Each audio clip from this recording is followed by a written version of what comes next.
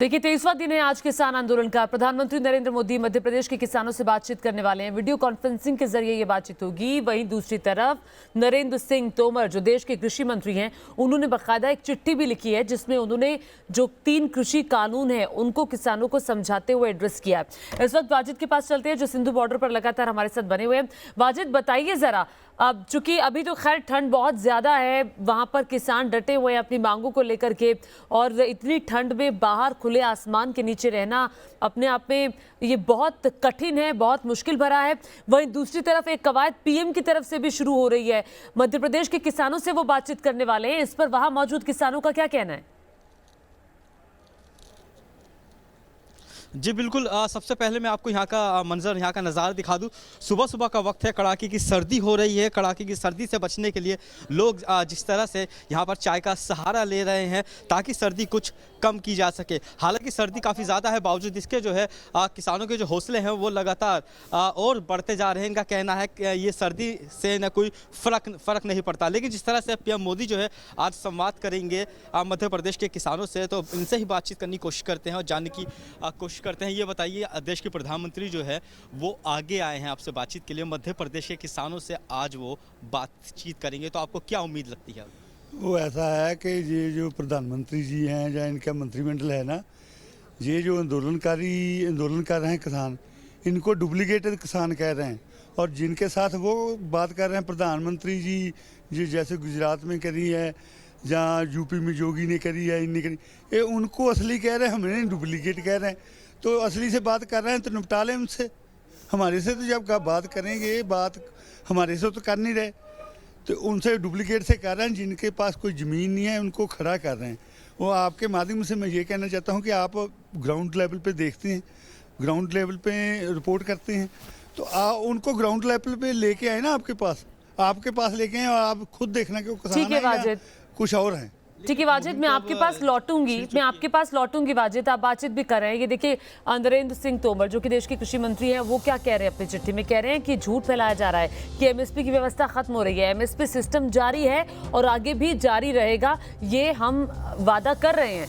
उन्होंने कहा कि झूठ फैलाया जा रहा है कि एपीएमसी मंडियां बंद की जा रही हैं। उन्होंने कहा एपीएमसी मंडियां कायम रहेंगी, और लगातार कृषि मंत्री की तरफ से ये कहा जाता है कि एपीएमसी को अब हम और जो है वो उसका विस्तार करने वाले हैं, उसको और मजबूत करेंगे। एपीएमसी मंडियां बंद की जा रही हैं, ये झूठ किसानों के बीच में है। एपीएमसी मंडियां इस कानून की परिधि से बाहर हैं। सच ये है, झूठ फैलाया जा रहा है कि किसानों की जमीन खतरे में है, जबकि सच ये है कि एग्रीमेंट फसलों के लिए होगा, ना कि जमीन के लिए। किसानों की जमीन खतरे में है। लीज और गिरवी समेत जमीन के लिए किसी भी प्रकार के हस्तांतरण का करार नहीं होगा, ये सच है। वाजिद हमारे साथ बने हुए हैं। वाजिद, मैं ये जानना चाहती हूँ, जो आपके साथ किसान नेता है, आप उनसे पूछिए कि नरेंद्र सिंह तोमर की जो चिट्ठी सामने आई है किसानों के लिए, जिसमें उन्होंने झूठ और सच के बारे में बताया है, उस चिट्ठी पर उनका क्या कहना है? चूंकि सरकार लगातार किसानों को समझाने की कोशिश कर रही है। देखिए ये 3 कृषि कानून लाए हैं जो आपके हित में हैं, जिससे आप ज्यादा पैसा कमाएंगे, लेकिन दूसरी तरफ कुछ भ्रांतियां हैं, कुछ झूठ हैं जो उनके बीच में फैलाए जा रहे हैं। क्या वो वजह तो नहीं है? जी बिल्कुल। मैं इनसे ही जानने की कोशिश करता हूं कि जिस तरह से कृषि मंत्री जो है उन्होंने एक चिट्ठी दी है, उसमें साफ तौर पे लिखा गया है कि जो खरीद फरोख्त होगी वो फसल की होगी, ज़मीन से उसका कोई लेना देना नहीं होगा। फिर आपको डर किस बात का है? ये जो 5 मीटिंगें हुई है ना, उनमें वो 8 पॉइंट हैं। ये जो कहते हैं वो करते नहीं हैं, चाहे वो पार्लियामेंट में बोल दें, झूठ बोलते हैं नेता लोग। ये कांग्रेस वालों ने 1991 में ये लाए थे, बाद में कांग्रेस भी आई, ये भी आए, लेकिन ये कानून जो बोलने से कुछ नहीं होगा, प्रैक्टिकल ये करेंगे तो फिर बात बनेगी। प्रैक्टिकल से चिट्ठी भी भेजी है, चिट्ठी वही है जो 8 पॉइंट पहले 5 मीटिंगों में तय करे हैं, वही चिट्ठी है। लेकिन भरोसा तो करना पड़ेगा ना सरकार पे। भरोसा क्या करेंगे जब सरकार हमारी मांगे माने, जो किसान चाह रहा है उसकी बात पूरी करे। कृषि का मंत्री ये भी कह रहा है कि बुजुर्गों को ठंड लग रही है, अगर उसको इतना ही तरस आ रहा है तो बुजुर्गों की बात माने ना। जो बुजुर्ग कह रहे हैं उनसे आखे लगे, आशीर्वाद लें।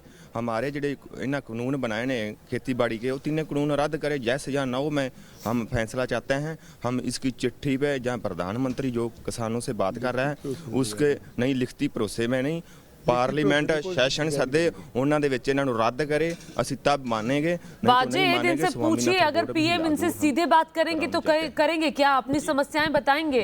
जैसे प्रधानमंत्री ने गुजरात के किसानों से बात की, मध्य प्रदेश के किसानों जी। से वो बात करने वाले, बहुत छोटे में जवाब लीजिएगा। जी बिल्कुल, छोटे में जवाब ये दीजिएगा, अगर देश के प्रधानमंत्री आप लोगों से बातचीत करते हैं तो आप उनकी बात को मानेंगे? हमारे पक्ष में होगी, हक में होगी तो मानेंगे, अगर हमारे हक में नहीं होगी तो अब नहीं मानेंगे। लिखती भरोसे के बगैर कुछ नहीं मांगेंगे। दूसरी बात, कानून रद्द करके दोबारा कमेटी बना लें, बैठ के दोबारा ये कानून दोबारा लागू नहीं हो सकते।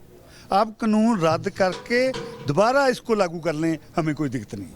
जी बिल्कुल, ज्योति आपने जिस तरह से सुना, इनका यही कहना है कि कानून जब तक रद्द नहीं होगा तब तक देश के अगर पीएम भी आके इनसे बातचीत करेंगे तो ये बातचीत को रद्द कर देंगे, नहीं मानेंगे। तो इनका ठीक यही है, कहना चूंकि है कि लगातार अगर किसान कानून नेताओं रद्द की तरफ से वाजेद ये कहा जाता रहा है कि देखिए अब ये जो लड़ाई है ये हमारे सम्मान की लड़ाई हो चली है, क्योंकि हम किसान नहीं चाहते इन 3 कृषि कानूनों को, तो क्यों इन्हें हम पर थोपा जा रहा है। बहुत शुक्रिया वाजेद तमाम जानकारी के लिए सिंधु बॉर्डर से।